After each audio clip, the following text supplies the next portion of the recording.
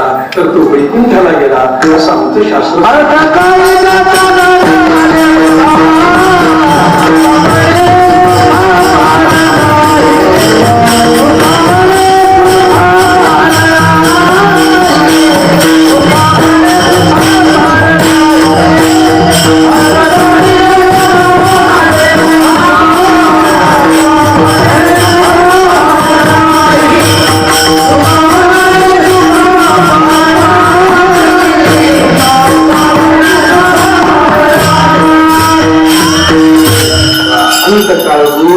ठीक आहे, घटना दुःखद आहे असो, आपला विषय चालला.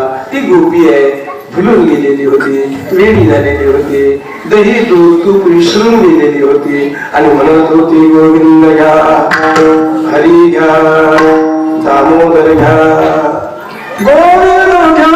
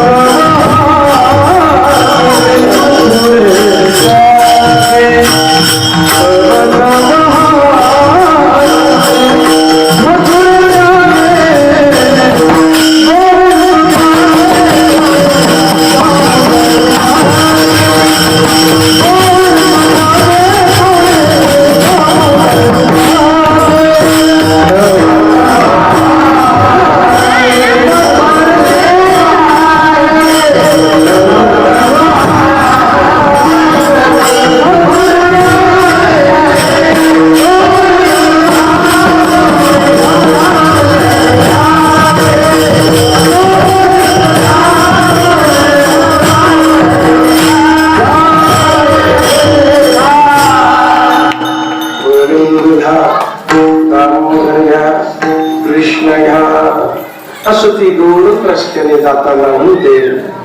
मथुरेतल्या बाया होत्या त्या बाकीच्या त्या गावातल्या, ते एकमेकीला बोलायला लागले, अरे इकडे इकडे इकडे काय आलं इकायला माहिती तुला.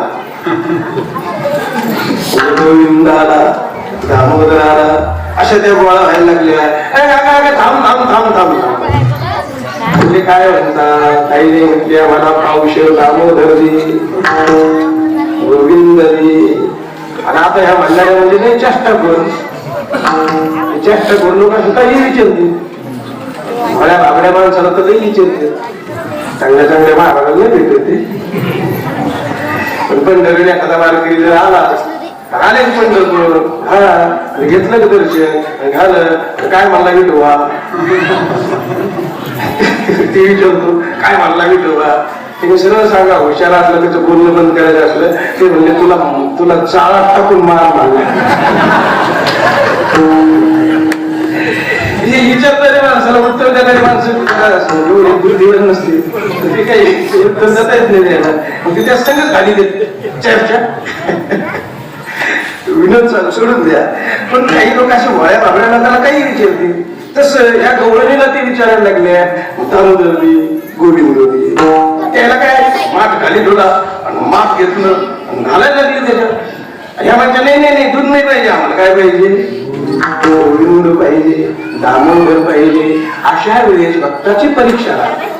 आणि ती गोपी भक्त असल्यामुळे देवाने विचार केला, अरे हसणारे लोक आहेत, या हसणाऱ्याचं तोंड बंद झालं पाहिजे.